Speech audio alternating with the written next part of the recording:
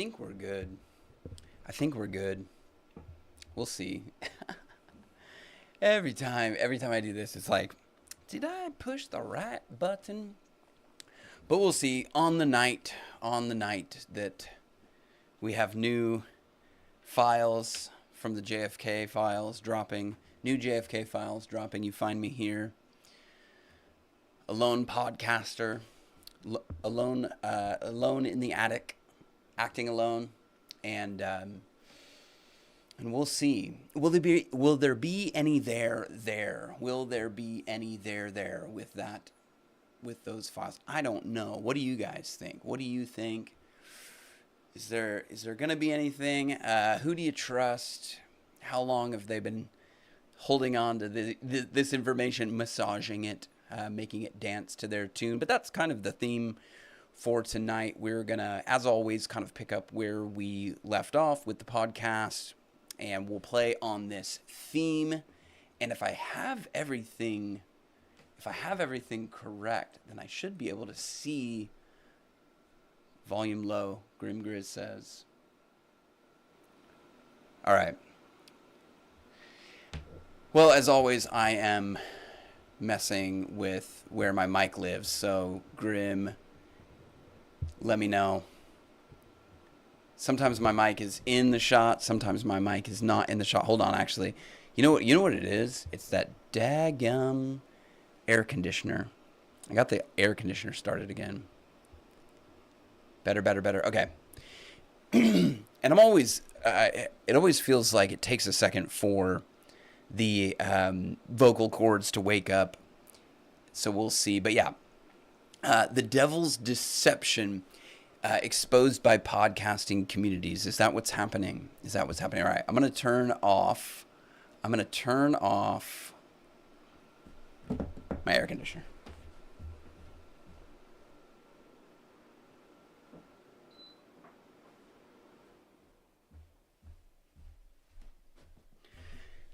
Now, hello, Mince McGillicuddy. Thank you for your comment in the last video. Thank you for that. Grim, how are you feeling about your Benjamin Boyce conversation? We are going to touch on it a little bit. I hope you don't mind. I have it clipped. Let me see. And let me know again about the audio, the volume. Shout out to the folks at the Rabbit Room. There we go. We got the Rabbit Room mug tonight. In fact, I had an interesting Andrew Peterson quote, since we're kind of getting things started. Andrew Peterson, he wrote the Wing Feather books. If you guys haven't listened to those, what am I saying? Read those? Where's my Andrew? This is. I thought this was a really good, very apropos to this podcast. In fact, and this is a scene in the book when the main characters, I mean, they're in the darkness. They're in this forest. They meet all these wild creatures. And there's a lot of darkness. It seems like the end of the road, the end of the story, and they don't know how to defeat evil. And the monsters that are in the forest actually tell the main characters this. We all forget from time to time, and so we need one another. That's the podcasting community. We need one another to tell us our story. Sometimes the story is the only way back from the darkness. Sometimes the story is the only way back from the darkness. Very, very observant there, Mr. Andrew Peterson, of the Wing Feather saga and of the Rabbit Room, which is where I got this mug. So there you go. Shout out to Andrew Peterson. Not that he needs a shout out, but this is a well-used, well-loved rabbit. This is like this isn't just like a souvenir you pick up. This is a well-worn Rabbit Room. There's probably 700 people that have drank out of that cup, which sounds kind of gross, but I digress. So we will pick up where we left off. Thank you guys for hanging in there. Thank you guys for hanging out again on a night when the JFK files are dropping. You find me here. So thank you for coming and hanging out. The Satanic versus Christian Communities, Joe Rogan. Let me see. I told myself I would stop saying when I did live streams, but it's not working out so well. It's not working out so well. The the conversation between Joe Rogan and Mr. Duncan Trussell, I thought it was good. The problem with showing that video, though, is, excuse me, as that T hits me, is that it is going to play an ad. That's what's going to happen. So I didn't want to assault your eyes or your ears with the ad. It may have already assaulted your ears, so sorry about that. But there it is. If you have not watched it, the link is in the description of this video. And it's actually not a JRE podcast. It is a Duncan Trussell Family Hour podcast, but they recorded it in the JRE studio. So it totally looks like a JRE episode, but it's not. It's actually episode 666 from the Duncan Trussell Family Hour. And you can find a link to it if you want right there, Duncan Trussell 666. And of course, he's got his friend Joe Rogan on. If you go back to the Joe Rogan episode 666, it's Duncan Trussell. And so, of course, when Duncan and Joe get together, they have their stoner talk, which I find sort of enduring. But, yep, Duncan DTFH 666. That's what it is.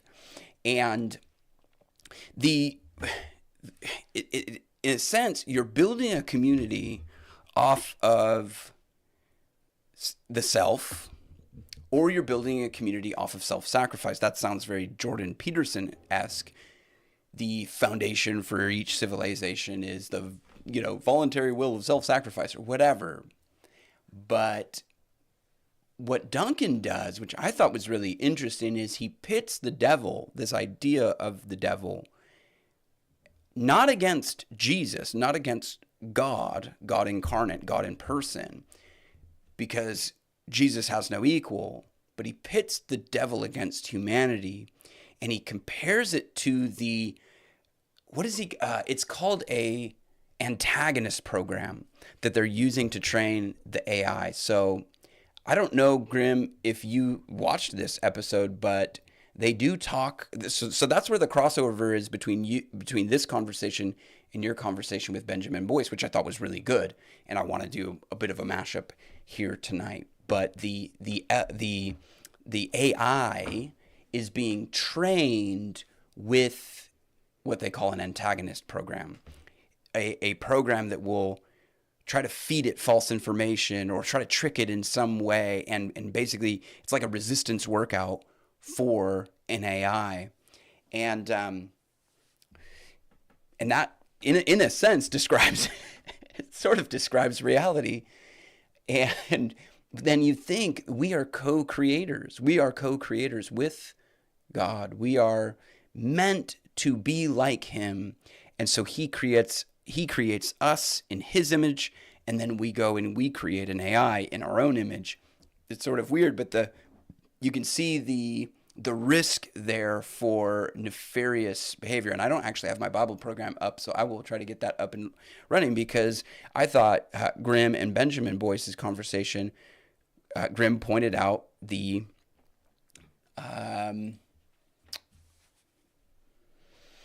enmity for the womb, that happens in Genesis 3. I think that is a very important part of the story. And we have touched on it before in this here podcast, but we will touch on it again. So that's where we we're sort of picking up the pieces. I didn't leave a whole lot on the cutting room floor for this one. I had a few things to say, and then I left it.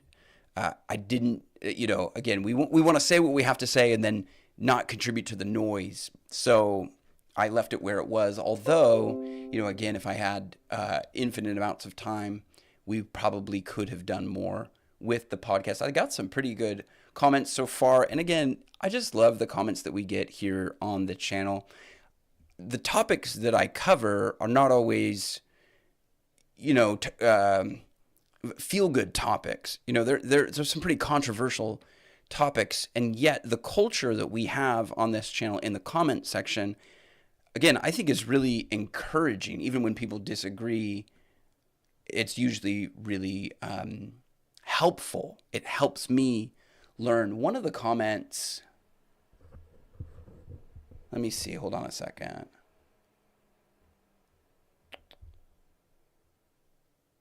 Yeah, there you go, Miss That's Satan resistance training. Wait, I thought it was on this. And that's the other thing. I really wish YouTube would be better with their comments. Sometimes you can see them. Sometimes I see them on the back end, but then when I go to the video, they're not there. But anyway, it was the idea that Satan is not really a Western concept, and I guess I'm not seeing it.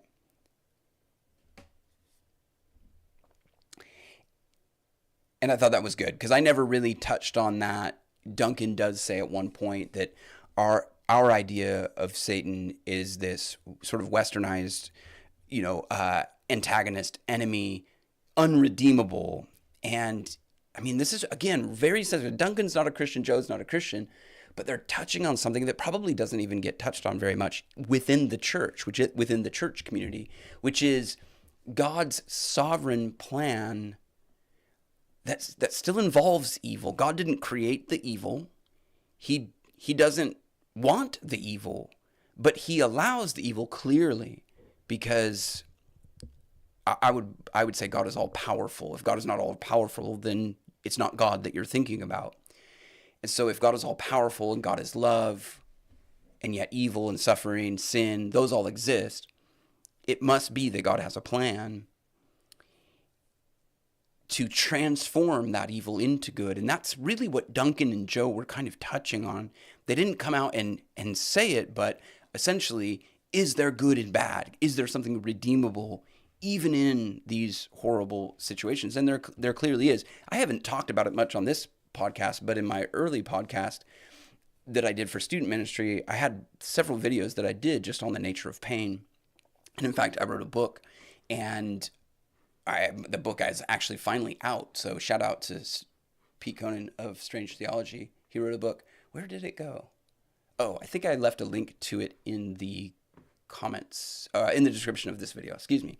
It just got approved from Amazon, so I will do more. That's sort of a soft announcement, and I will do more with that in the future. But essentially, the book traces stories of God redeeming tragedy and pain. So if you guys have a question, maybe hit, do the question all caps things. I will try to keep up with the chat. Again, I always kind of monkey around with the different settings and stuff like that. I really don't like having a big screen of me looking back at me, if that makes sense. Like, that's very distracting. So I mess with my settings, and I don't pretty much every night. Maybe that's just me being neurotic, but it is what it is. Like when Duncan brought up the Vedas and how demons can transform and become good. Yeah, and again, it just not touched on. I do think sometimes in churchianity, not genuine sort of Christianity, but in churchianity, it is pretty shallow. You don't really wrestle with these types of questions. And Duncan even points it out. He says, because once you start asking these questions, then the question becomes, is God really in control? What's up? What's up with God's plan? And the answer is, it's really hard to understand sometimes what God is up to. But I just read a book called Your God is Too Small, and it was great. It talks a lot about that. And so, yeah, so that's kind of where we left off. That inspired some stuff. And so when Grimm and Benjamin Boyce got together, some of those themes were playing in my mind when they were talking. What's up, bro? You made it. Did you get your reading done? And so, okay, so we're going to go through it, and I'm pretty sure I linked this in the description, but in case you didn't see that, there's Grimm and Benjamin Boyce chatting. I am about 5/6 of the way through. Yeah, that's 5/6 is not what you want to say when you're podcasting. You want to say something like 7/10. Maybe not even that. Too many S's and THs. Anyway, I'm like here. So if there's something really cool in the last 3 or 4 minutes, I'm sorry, guys. I didn't cover it. But I did do a little bit here on the platform formerly known as Twitter to help me stay in touch with... You didn't get your reading done, bro. Keep me on track with what I want to do. Okay, so we touched on this. The antagonist doesn't fight you. He pacifies you. Oh, this was good. This is actually good. And again, it's here. It's here in the video coverage that I did. Or if you wanted to go through the Duncan Trussell, it's like 3 hours long. So here you are. I'm reaping and looming this for you. Hopefully that helps. Excuse me. But so you listen to this side by side with what Grim Grizz is going to say here in a second. Most men live lives. That's the old quote. Most men live lives of quiet desperation. That is so true. Yeah, it's true. Because it's hard. It's hard to not be in desperation. It's difficult. And Well- if you're not doing something difficult on top of life, I don't think you ever get free. Like a certain amount of like task-oriented, focused, mission-driven struggle that every human being needs. Yeah. And I think if you don't have that, you just become this sedentary ball of cells Yeah. that just exists based on whatever inputs coming in. Consumer. You're never stable. If you're living in fucking America in 2025, where everybody, even poor people, are fat, and Yeah. so everybody gets, and there's no starving, Yeah. right? And you're freaking out about what? You're a side effect of comfort. You're a side effect of a comfortable environment. Dude, that, my friend, is the description of Satan. That's All right. Sorry about the volume there. Particularly if you're wearing headphones, if you were turning up the volume while I was turning up the volume at the same time, I'm really sorry. Really sorry. But okay, so this is not the plan for God. God's plan for you is not just a comfortable life. That's not the plan. God's plan for you is that there's going to be some struggle. You're going to have to fight hard for some things. And those things that you have to fight really hard for are usually the best things, and then, so the true antagonist. So God is, if God allows pain and struggle in your life, it's not because he's against you. He's not being an antagonist for allowing those things in your life. The true antagonist pacifies you. The true antagonist makes you comfortable and promises that you would be like God. Okay, Proverbs 24. I left myself some clues here. This is the one I love. A little folding of the hands, right? A little rest, a little sleep, a little folding of the hands.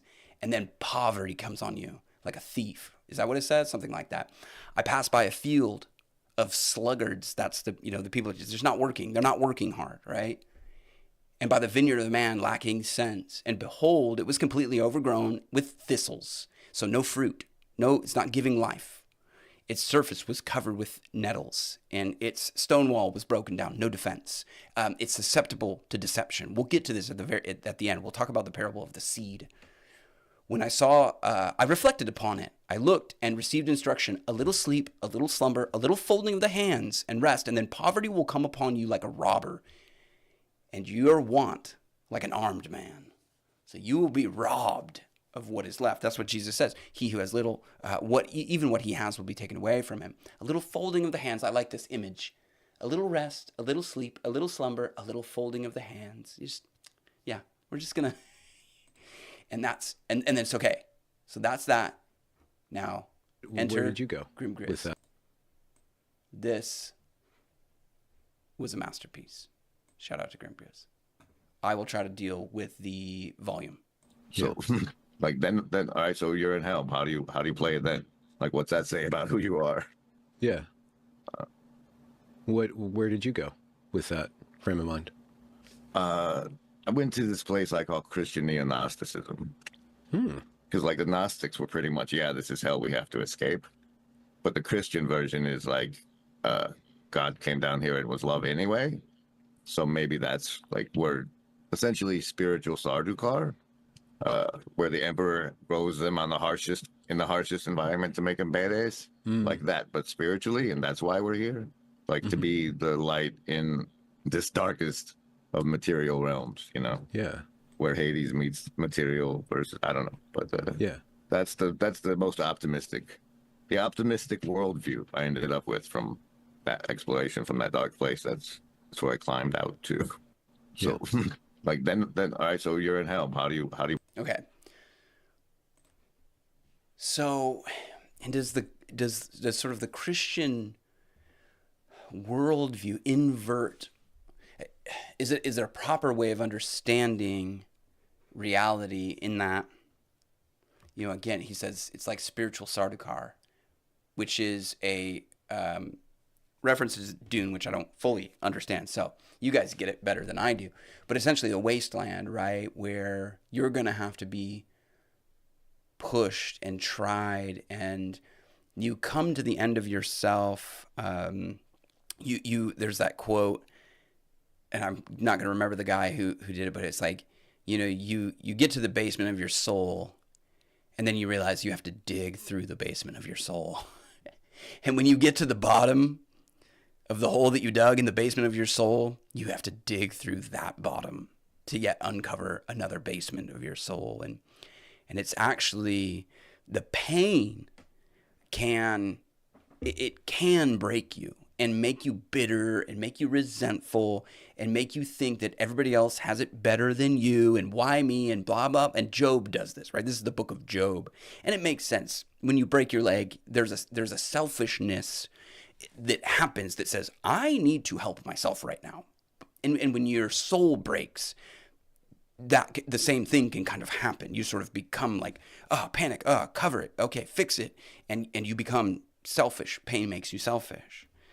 It means you have to address something. And when it's not addressed, the pain just is pain. But when it is addressed, when you can turn it over to the master, when he can, no temptation has overtaken you except for that which is common to man, but God is gracious. He will give you a way out so that you will endure. So the way out is to endure. You can't avoid, you can't go over, you can't go under, you have to go through. And God will allow you to endure.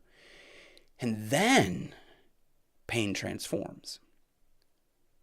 The darkness, the hellscape that we at first thought we were in actually changes. And we realize that, as Grimm is saying, maybe we're meant to be here as lights in dark places. And if that's the case, then there is some hope, right? This is Sam Gamgee, that there's some good in this world and that it's worth fighting for, Mr. Frodo. Yeah, that's the idea. So you have Joe Rogan basically saying you have to have some resistance. You can't just sit and live a sedentary life and become comfortable, because that evil sets in as a byproduct of your comfortability. You think the world owes you something. I don't know what it is, but there's some sort of, in the podcast, we play with the idea of satanic communities and Christian communities in the sense of like a selfish community, a community based off of the love of the self, which would be the sort of Luciferian, take the apple, you will become wise, right? It's very sort of personal. And it's not the self-sacrificial love of the other, it's not that. And the Christian community becomes that it's okay for me to be in the dark place as a light shining. I am in the world, but I'm not of the world. My passport is stamped for his heavenly kingdom. And so it is interesting to think about this in the context of a biblical worldview, where the Bible essentially does say that this world is the realm of Satan to some degree. He is cast out of heaven. He is cast out of that realm and into ours. Jesus refers to Satan as the ruler of the world, John 12. Again, if you don't follow me on that platform formerly known as Twitter, I was never on it when it was called Twitter, so I just, I don't have that same need to call it that. John 14:30. Paul calls Satan the prince, the power of the air, Ephesians 2, which is, Ephesians 2 is one of the passages that we tend to live in here as we attack the darkness. 1 John 5:19, we know that we are God's and that the whole world's under the power of the evil one. So we belong to God, and yet we're in this world that is under his power. And of course, you can look at the temptation of Christ in the desert. So let's look at this. Oh, okay. Sometimes these play, and I don't want to, I'm worried that you're getting the sound. So what then is going on in this sort of dark world? And how can we sort of be lights in it? And again, this is, I don't know, it is hard. But I thought that Grimm's observation here was a really good one. It's interesting that they moved from antinatalism into kayfabe. Maybe you guys have some sense of the connection there, but essentially, it's the enmity. We'll go back to Genesis 3 really quick to set this up.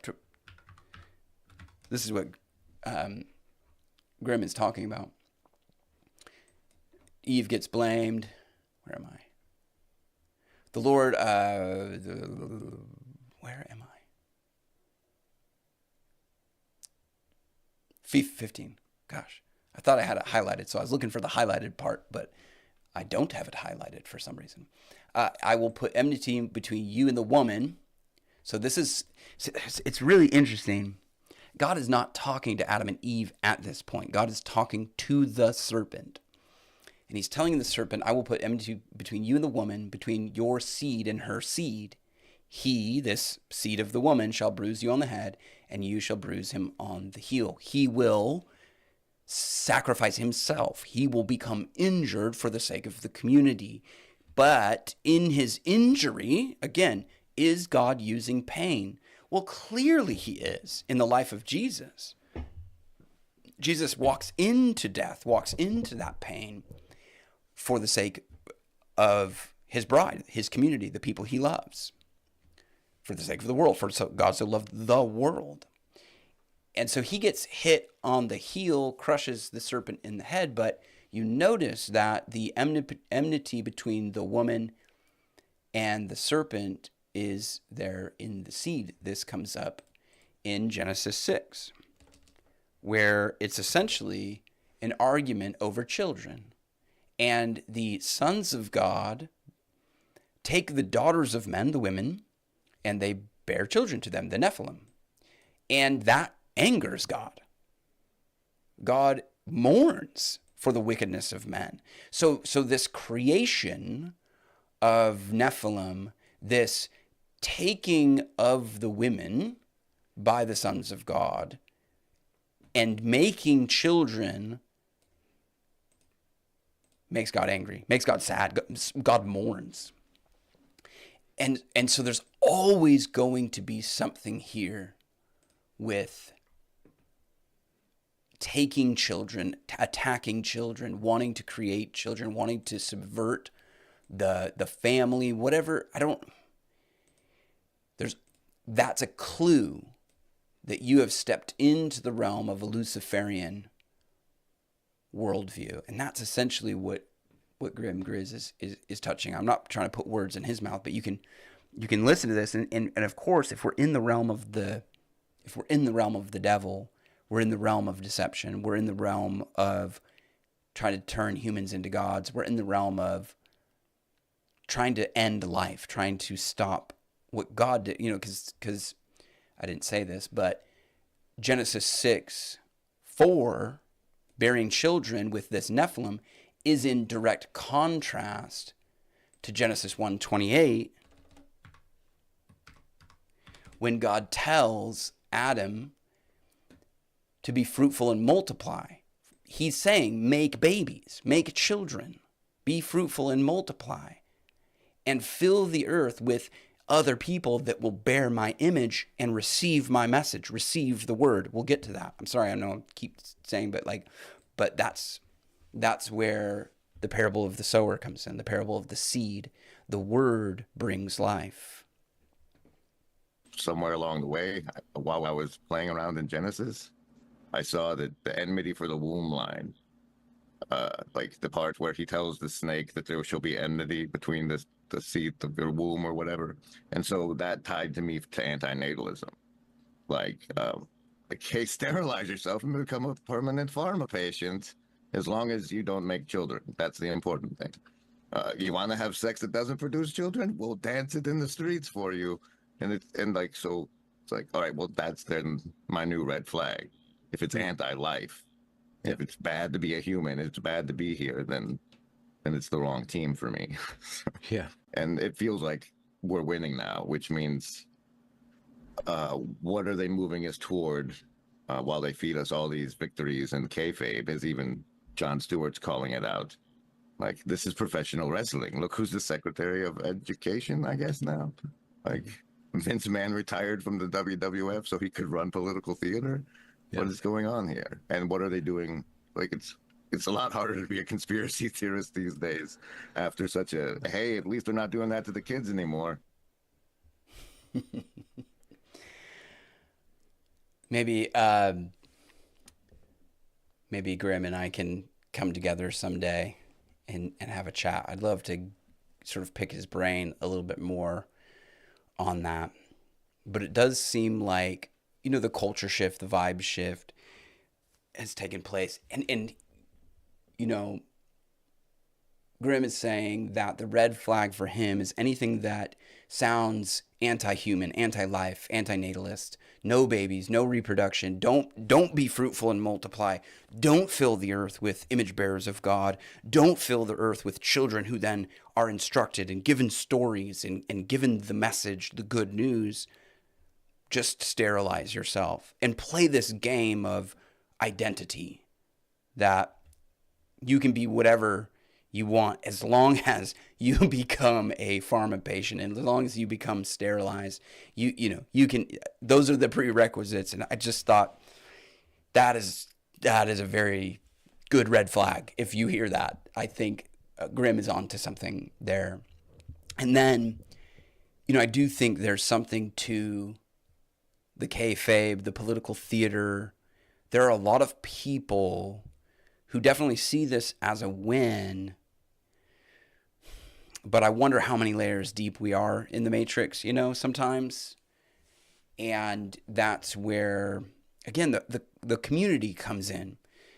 And that's what Joe Rogan is doing. That's what podcasts are doing, sifting truth.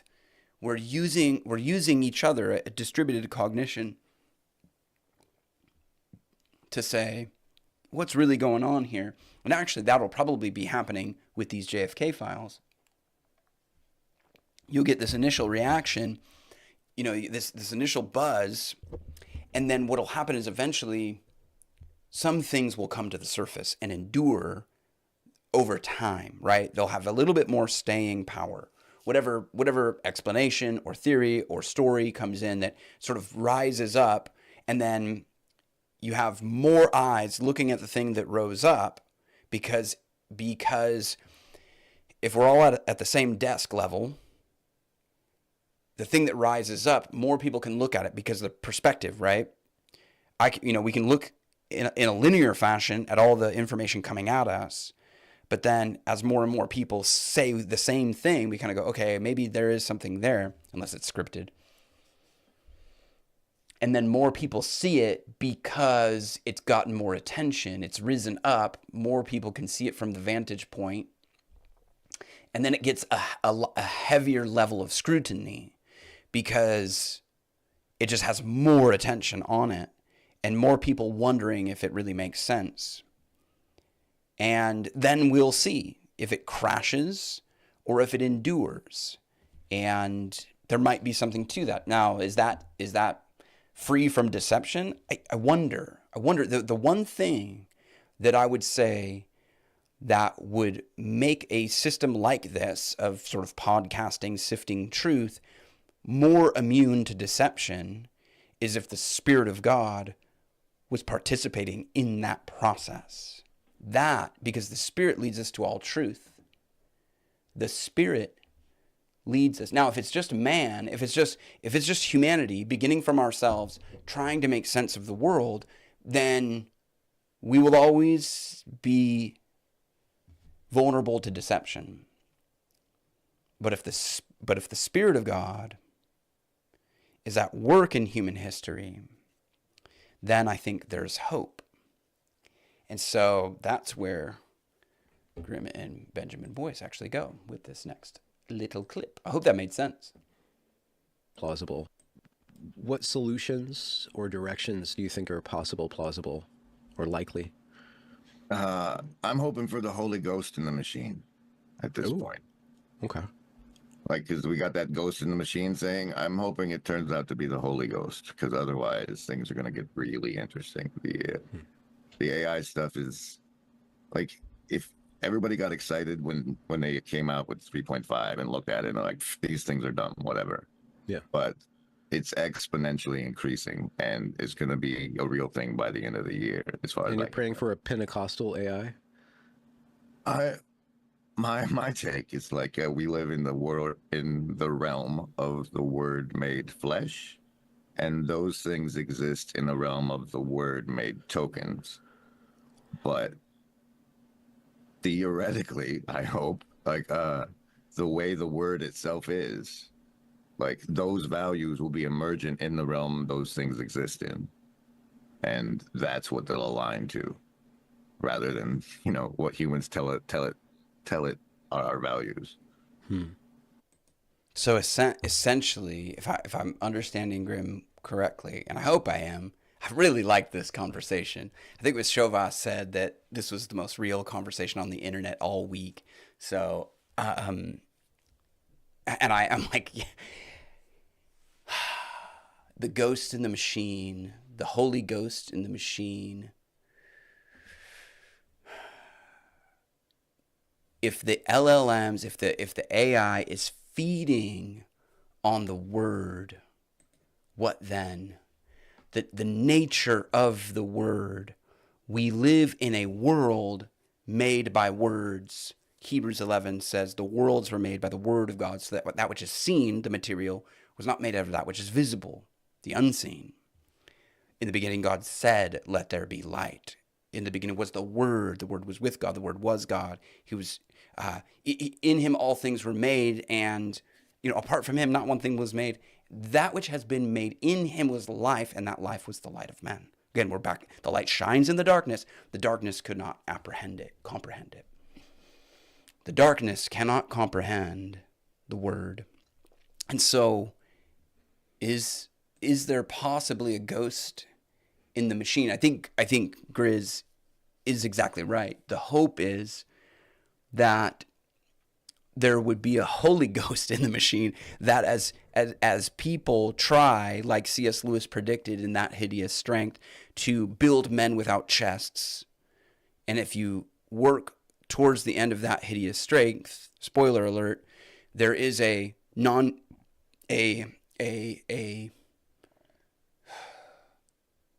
what is it? It's a non-human entity that is possessed by a spirit, but it's really a head on a table. And so he's working out this idea of men without chests. There's no breath, right? They're idols with no breaths, eyes that don't see, ears that don't hear, and their heart has become dull. And so could the AI be possessed by spiritual forces of darkness? Certainly. Could the AI be influenced by the Spirit? Now, that is a possibility. The Holy Ghost in the machine. Here's what I'd say to Grimm and to Benjamin and to anybody else listening. There is already the Holy Ghost is already in the machine. In that, the Spirit of God is the person who creates the community we know as the church, which we know as the body of Christ. So the body holds together by the Spirit. So the Spirit has already created the body. There is already a Holy Ghost in the machine if the machine that we're talking about is the community of believers in Jesus, followers of Jesus, living lives of self-sacrifice. But I think it's really important to realize that we certainly believe that God is with us. We believe and we're convinced, and we have testimony of the fact that we have come into contact with God. The Spirit of God is indwelt in those believers. And so the Spirit is in the machine already. So then the question is there not an antichrist, but an anti-church,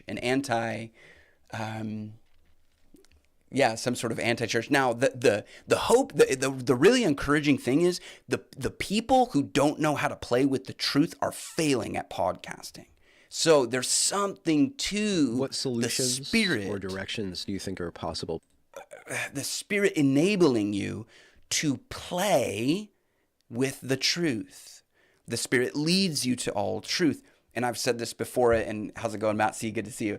I've said this before, but I do believe Christian people or people, they can naturally exist in this digital space a little bit better because the same Spirit that is in me is in you. Like if you're a fellow believer, the Spirit that raised Christ from the dead is in me and in you. And so even if we're not sitting down across the coffee shop and exchanging it's not disembodied words, right? The Logos has not been disembodied in that sense, because it's the Spirit that creates the body, and I mean the body of Christ. Now, if we were, we're not sitting at a coffee shop, so my words are sort of disembodied from my physical body, my own person. They're going through the digital, mystical, magical world of the internet, and they're reaching you.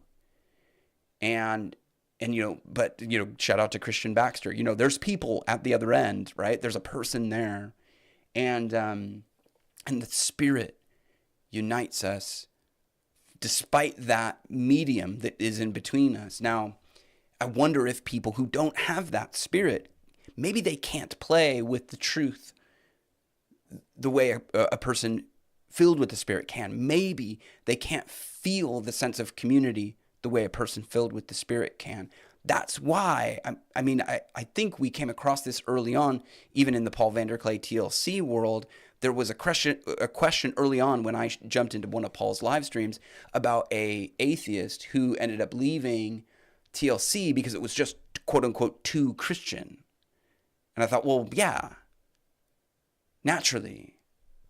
If you don't have that Spirit, you don't know what's really happening, and then it just becomes thinky-talky, churchy thinky-talky. And to an atheist, it would be like, yeah, man, why are you here, So I got to catch up. If only he'll let me show him how to download Unity assets. Okay, that's way above my pay grade, I guess. Oh, this is live. Yeah, I'm actually live. Shout out to Matt C. Yeah, there's absolutely spiritual entities in technologies, phones, computers, AI. Oh, yeah, this is what's so interesting. Miss McGill, you just triggered me. Okay, this is Psalm 153. Help me. Right, the Spirit leads you to truth. I actually preached on this. So it's theirs. No, it's not that one. Not one. Oh, Psalm 150. What did I do? Was it 153? Those who make them will become like, there's no 153. What am I doing? That's what it is. 115. Shoot. Maybe it's Psalm 53. Anyway, it talks about the idol makers. It talks about how, I don't have it. The makers of idols, right? They're made out of clay, silver, gold, wood, whatever. They have eyes, but they don't see. They have ears, they don't hear. They have mouths, but they don't speak, right? And those who make them become like them. But now we have these little idols that do hear and they do speak, and those who make them become like them. I'm even noticing this in student ministry, just the way students hold on to information or process information is very different from even me. Yeah, the ghost in the machine. And I threw a little iRobot in there. I don't know if it really worked. I didn't have a ton of time to like make the clip really make sense. If I had more time, I would have worked on it a little bit more. We are already in the machine. We are the ghosts. Yeah, yeah. Oh, that's interesting. So God creates man, breathes spirit into man. Man creates AI and imparts something of his spirit into AI. That would be, yeah. Yeah.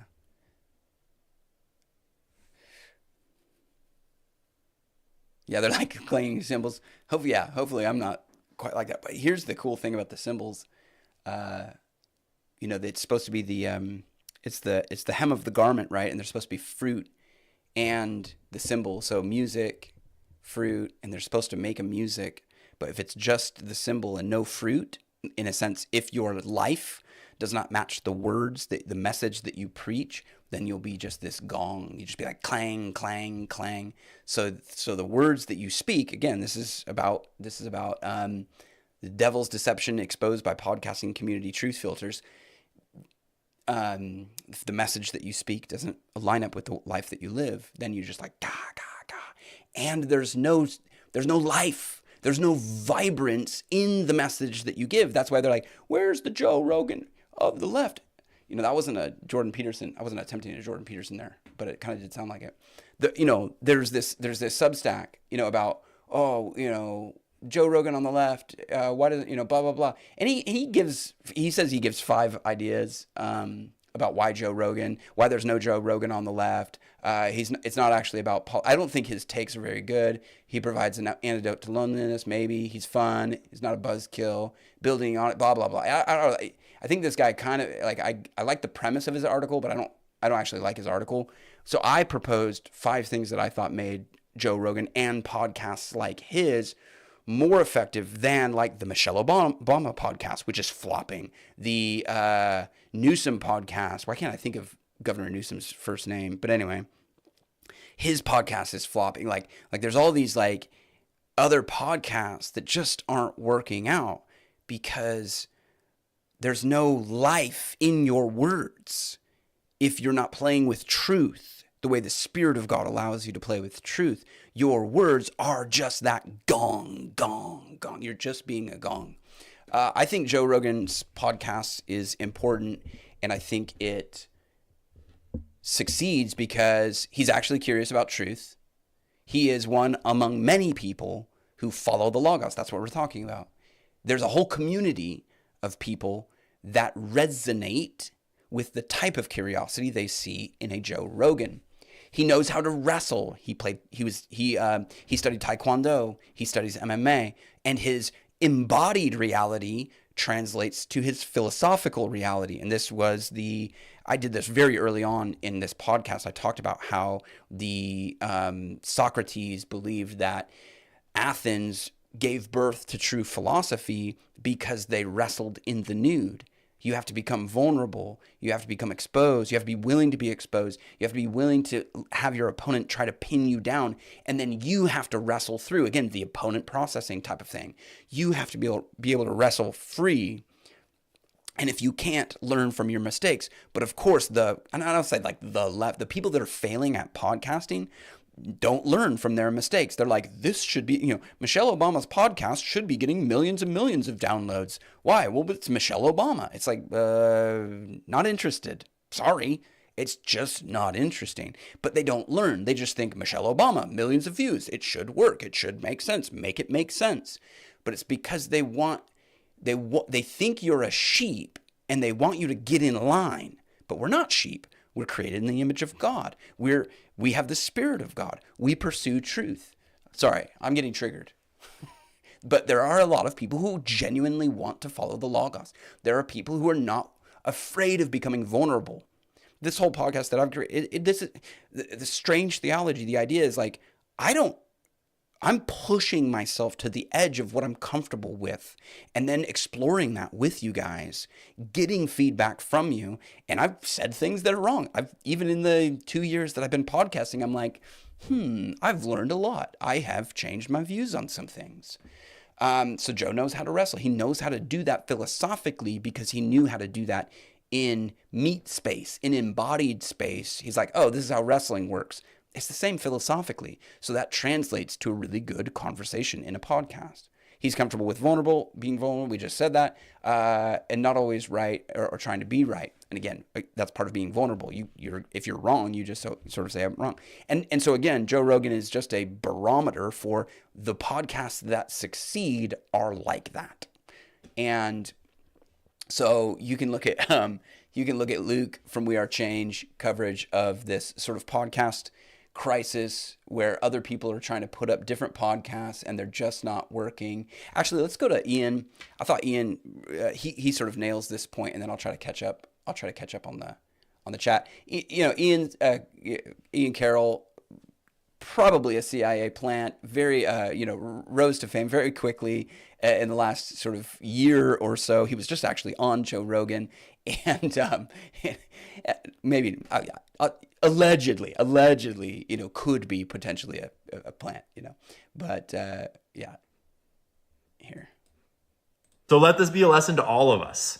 The internet is a force that ultimately skews towards authenticity, towards honesty, and towards open discussion. And if your business is modeled on this old way of controlling information, of big money payments, of treating people like property, and of just shitting all over your audience, allegedly, you're not going to last. So anyways, tell me in the comments who you're most excited about seeing no longer at the Daily Wire, going off over and over and over at all in my life at that point.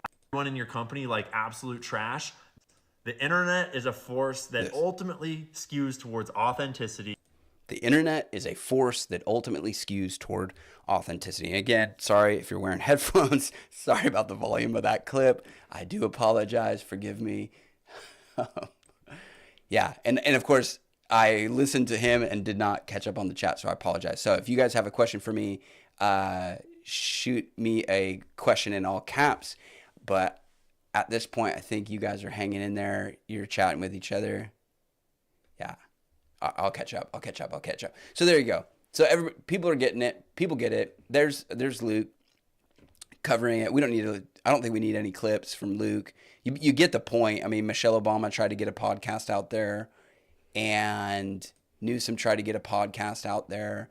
Now, Media's Touch, these guys, I was supposed to listen to one of these podcasts before the live stream so I could actually pronounce the name right, but I probably, whatever. They are allegedly the top podcast. Now, they are a, quote, left-leaning podcast. They beat Joe Rogan. 121 million views, or downloads and views. Now, you go, I think in the comment section of this is actually pretty good. If it's, maybe it's not this one. I think it was the original post that I was thinking of, that everybody's commenting about how it's being botted and stuff like that. Because, yeah, I mean, that's essentially double Joe Rogan. Yeah, thank you. That's essentially double Joe Rogan. How do you do that? Is that, I think you bought a few too many clicks and views there, boys. And they pointed out in the comments that it's all kind of like 15 minute stuff. And they've got 4 million subscribers on YouTube, and it's just not long form, right? So the idea here is that Joe Rogan, 64 million views, and I mean, if I sit down to listen to a Joe Rogan podcast, I listen to the whole thing. Like I'm not interested in, I mean, some of them I do skim through them, but they have the Midas touch. I get it, but isn't it a play on their last name? which I thought was Medea's, but anyway, maybe again, I was part of my homework for the live stream was I was supposed to actually listen to one of their podcasts and I didn't. Sorry. I'm sure right at the beginning they tell you how to actually say the name of the podcast, but I digress. Yeah, a lot of people just kind of going, this smells a little fishy. 120 million views when someone like Joe Rogan, who's clearly popular, gets 64 million views, and then sort of splits in half from there on. I didn't realize Candace Owens had so many, but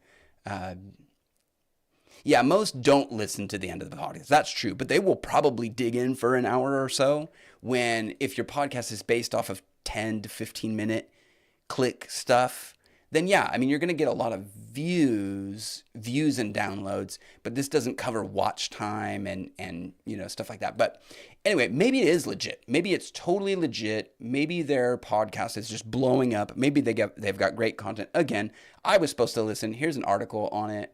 I was supposed to listen to the podcast, Trump hating podcast, rockets past Rogan with nearly double the downloads. Maybe this is where I saw the comment. Oh, was it this one? No, anyway, I just thought it was funny. People are roasting them for being bought or for having bought views. Who is listening? Nobody knows. Anyway. All right. Where do we go from here? Okay, we started with that. Thanks for hanging in there. Thank you guys. It's a good night. JFK. Let's see. We might get to the JFK stuff. Let me see. Let me see where we're at. What we'll do is, I actually thought, and I've read some Annie Crawford before. I thought this was just a great take. So again, trying to stay on the theme here. All esoteric cults hide their evil and irrationality by creating a complex system of terminology. They, they control the words.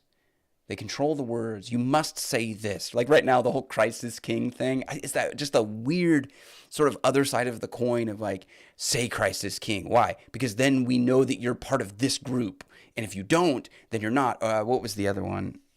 Oh, yeah, I'll get in trouble if I say that one again. But, the whole Jesus is a Jew. And it's like, if you ask the question of like, what do you mean by that? It's like, oh my gosh, you can't ask that question. It's this complex system of terminology.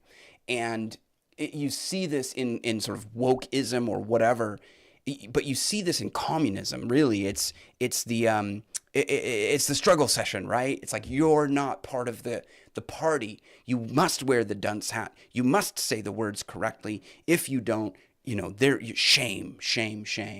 And by the time you figure out what the heck they are talking about, I've talked to people who are in cults that are like this. And it's very similar with like the woke and the communist stuff. You're likely sucked in, sufficiently brainwashed to be caught by a seductive lies actually on offer. LLMs turbocharge this tactic. If you guys caught the live stream that I did with Jacob, I felt like there was that, like, it's just like we're using different language. We're not understanding each other. You mean different things by Jesus, by God, by script, like all of our, like, we're using the same words, but not defining those terms very well.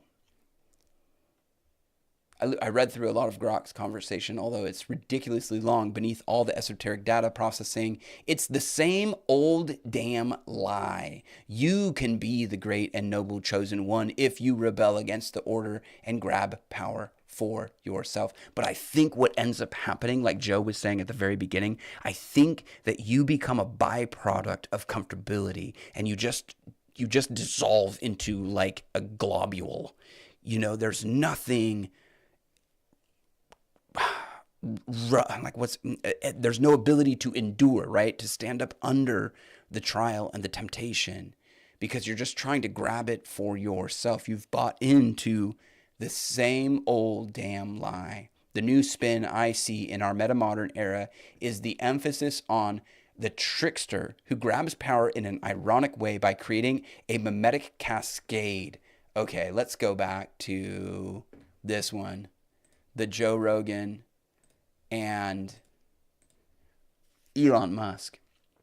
And I'm sure Grim Grizz has thoughts about Elon Musk being something like this, the destructive behavior, but then claims plausible deniability by presenting it as an esoteric satire. That's kayfabe. That is the political theater that Grim Grizz was talking about. Cough, cough, Kanye. But that's the thing about the trickster. Sometimes the trickster is the messenger. Right?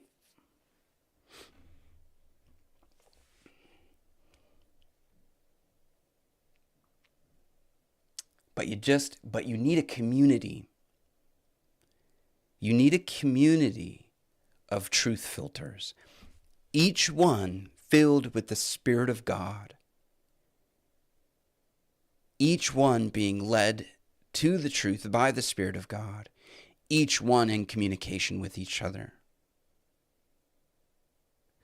And then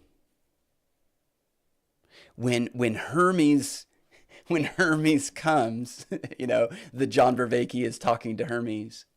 When Hermes is the trickster and the messenger. And the thing about Hermes is his speed. And that Grimm was talking about the red flag being antinatalism. One of the red flags is the speed at which the message is supposed to give you that promise, right? Of the lie. You can be a great and noble chosen one, rebel against the order. Just take the apple, eat it, and you will become wise. It's like wisdom requires a process. It requires time. You can't just eat the apple and become wise. You, creature, already created in the image of God, you cannot become like God. He already made you in his image. You're already deceived if you think you can become more like God, creature who is made in the image of God. Hear from the Father who you are, not from the serpent who you are. And wisdom takes time. This is why I love Martin Shaw. And this storytelling that's happening. Shaw, I guess I did a live stream, but I want to do more with Shaw. Stories, and this actually going back to Andrew Peterson. Sometimes a story is the only way back from the darkness. And the story comes, and the story lives inside you.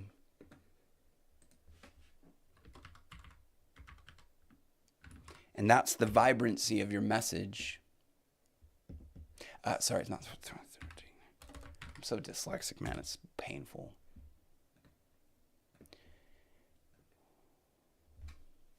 When Jesus went out of the house, he was sitting by the sea, and a large crowd gathered to him. And he got into a boat and sat down, and the whole crowd was standing on the beach, and he spoke many things to them in parables, saying, Behold, the sower went out to sow. And as he sowed, seed fell on the beside the road, and the birds came and ate it up. Others fell in the rocky places where they did not have much soil, and immediately they sprang up because they had no depth of soil.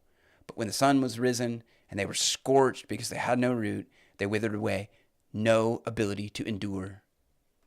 Others fell among the thorns, they were choked out. Others fell in the good soil in the crop, some 100, some 60, and some 30. He who has ears, let him hear. What is the word? This is that passage about becoming like the idols. It's right in the middle of him explaining his parable.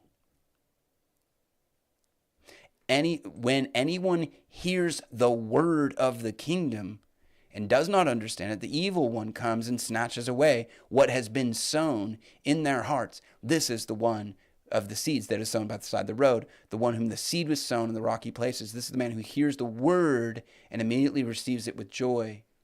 Yet he has no firm root in himself. It's only temporary. The afflictions and persecution arise because of the word and immediately falls away. The antagonist program, right? You have to the resistance workout.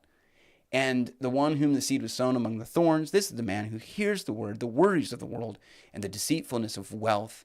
And mammon was actually a sub-theme in that podcast that I put out on Monday. Choked the world, and it became unfruitful. And the one whom the seed is sown on the good soil, this is the man who hears the word and understands it, who indeed bears much fruit and brings forth some 100, some 60, some 30. That's the vibrance. That's the life. The word comes alive inside the person. We are made as containers for the word of God. It's meant to come inside of us and live and come alive, and it yields fruit in its season. The lie of the enemy is you can become wise just by eating the fruit. The truth of the kingdom is the seed has to come in and die. And then it grows, and then it matures, and then it bears much fruit, and then it scatters more seed. I know we were talking about antinatalism, and that's not the seed we're talking about. We're talking about the word, but there you go. I'm not gonna say I'm trying to get myself out of that really bad habit. Okay, I did see all caps here, so I wanted to go back. You get that? The parable of the word, the parable of the sower, the seed, it's a little capsule of life. That's what a seed is. And what Jesus is saying is the word of God is like this. When it finds its home in you, it produces life. And so why can't these people do podcasting? You know, Luke is here. Why can't these people do podcasting well? They're not interested in the truth. They're not interested in the word. I thought he had a picture. Anyway, whatever. They're not interested. So it's not vibrant. So nobody listens. Because I want to listen to something that's going to bring life. I want to listen to something that's going to bring me out of the darkness. I want to listen to something that's going to resonate inside me and produce life. Okay, I'll get off the soapbox.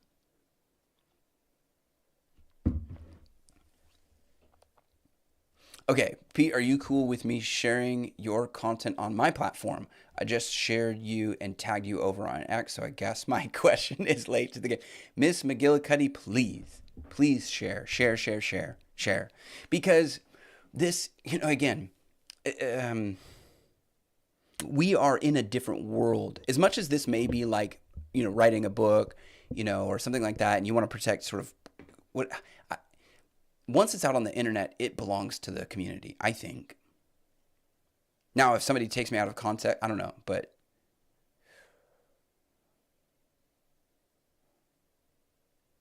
let's see. I'm missing a comment here. Hold on. I wanted to, anyway. The story is either a myth, your own, or another story you live. Identity, the trickster, the messenger. Vervaeke will turn to Hume and Young and T.S. Eliot. Oh, he will turn okay. He was burnt, and the age will dull the pain. And this is really interesting. John Vervaeke was a part of the gospel seminar that Jordan Peterson just did. Talking about the Daily Wire apparently imploding or whatever. Jordan Peterson is a part of that. And I had said previously that one of the tests of Jordan Peterson would be the fruit that comes from this gospel seminar that he did, right? He did Genesis, he did Exodus, but what about the Gospels? I mean, the person of Christ is right there. You can't avoid him. And my criticism so far has been, it doesn't seem like it landed. It doesn't seem like, we're talking about how things percolate up so that more eyes can see them. I haven't heard much about this gospel seminar. The one thing that I did hear was from John Vervaeke, who said that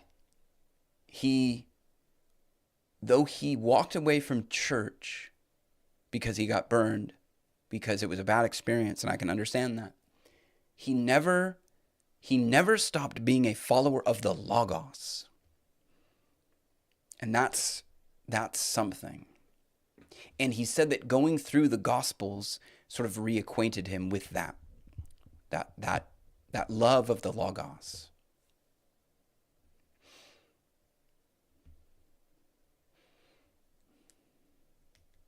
I love when you're on the soapbox. Well, thanks. Thank you. My Almighty Om, the pain or denial of presence. I'm not sure I get that one. We need authentic voice to individuate. Bubers?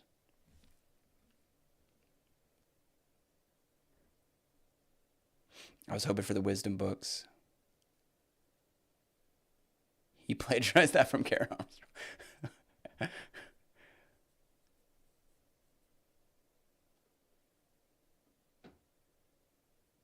All right.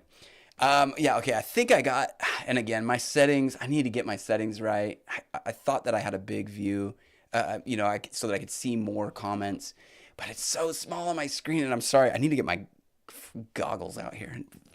My boomer eyes can't read the comments, man.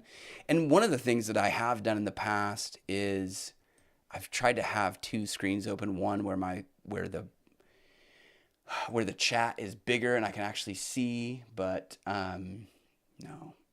Yeah, sorry. Yeah, I just the name wasn't familiar. And it's always weird for me going from sort of talking to then reading and trying to catch up with you guys. And I'm sorry I'm not very good at that, but I appreciate you all for being here and for your input. And again, I really have appreciated the comments in these videos. I will say one thing, and maybe I'll kind of end on this. I don't know. There was a clip from Timcast IRL. Oh, I was gonna do maybe we have to leave the JFK files for another day, but I'm sure Timcast is covering JFK right now. But that's another part of this. It's like they're holding on to this information because they felt the information is dangerous. But the people who know how to play with the truth, because they are in harmony with the Spirit of God, have no fear. It's like, okay, hey, look, maybe this implicates some people who don't want to be implicated. Sorry, you make choices in life. You live with the consequences. I'm trying to teach my 11-year-old that, my 9-year-old that, my 6-year-old that. And if grown men and women can't live with the consequences of their actions, then that's just too bad. You've got to be honest with people. And I think you could probably look at even current events within our political system as being the bad fruit, let's say, of seeds of distrust that were planted a long time ago, So it is what it is. But on Timcast, they were talking about Rumble, Spotify, and YouTube. And one of the things that I did notice, I don't know how many. So this video does have 2,195 views.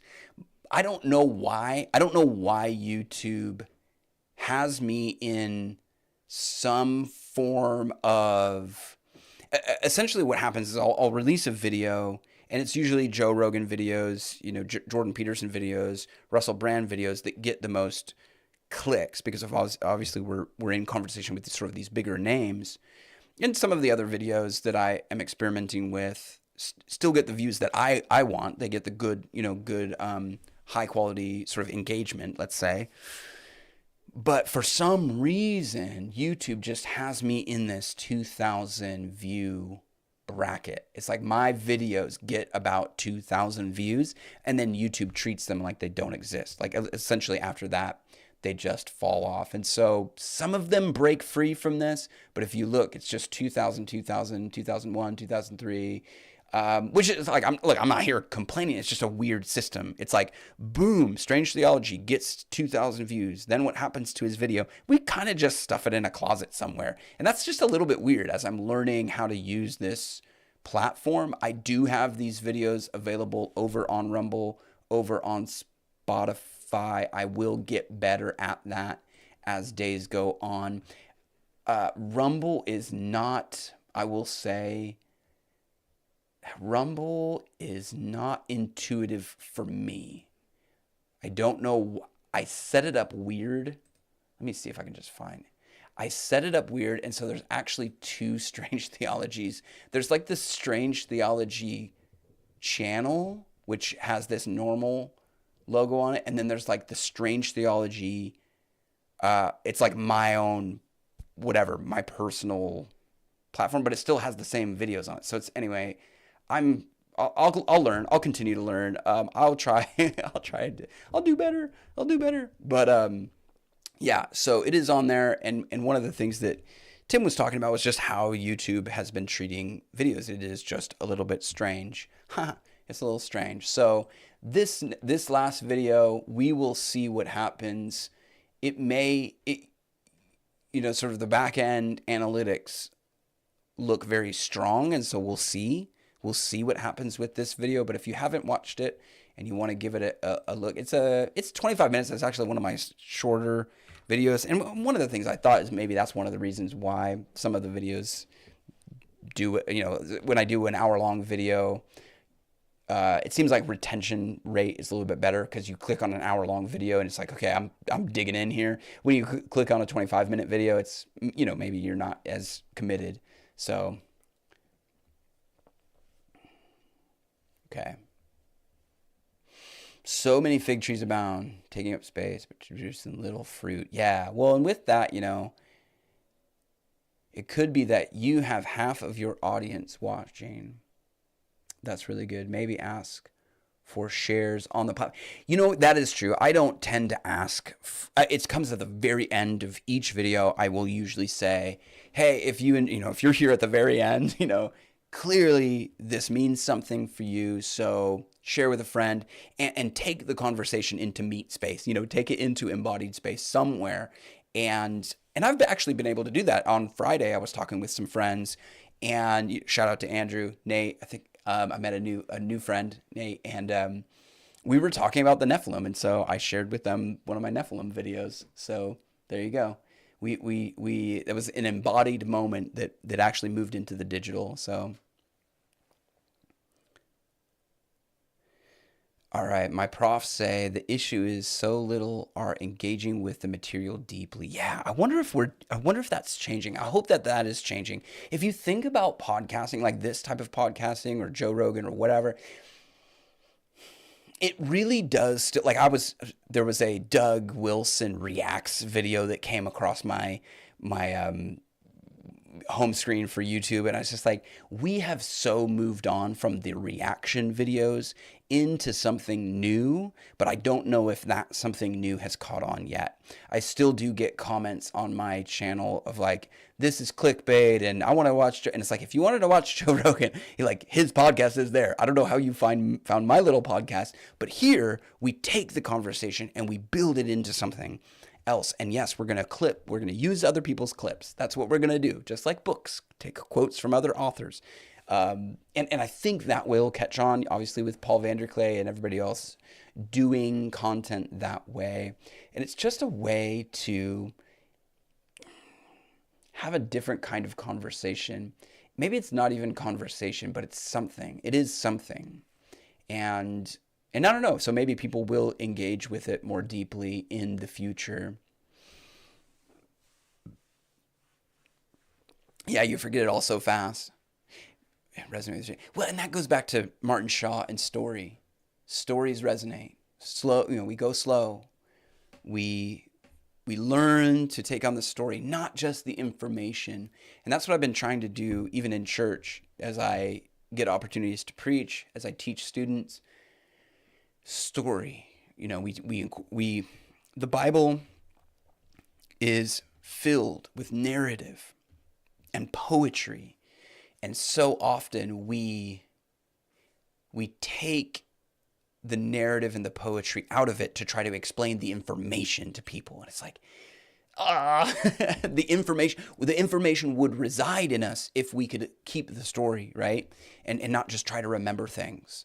Stories have a tendency to live and take on a life of their own. And so with that, I am going to actually, I will say goodnight. Thank you guys again for hanging in there. Thank you for being here, even though I started the stream earlier than my schedule. If you are subscribed, I'm going to hit the notification bell. Sometimes I will stream early. It's just based on my reality after dinner. So what's going on with my kids? What's going on with my wife? How are things going? And today was just an opportunity to get on a little bit earlier. And so I took advantage of that opportunity, usually around 8:15 on a Tuesday or a Wednesday. When it's a Wednesday, it might be in the afternoon because Wednesdays are a day off for me. And so, yeah, if you do want to catch the live streams, you can follow me on X or hit the notification bell. And I'll definitely catch you guys in the next one. I'm going to hang out in the chat for just a second. I'm going to go with that as our... We'll go with the Strange Theology page. hold on. That's a good comment. Life is made up of stories. It makes sense that we read the word of our Creator who spoke us into being. Yeah, we live in a story. This is a story. We are. Oh man, it's so good. Anyway, I love that. Thank you, Miss McGillicuddy, Almighty Om, everybody else in the chat. Thanks for hanging out. Thanks for being here, and I will definitely catch you all in the next one.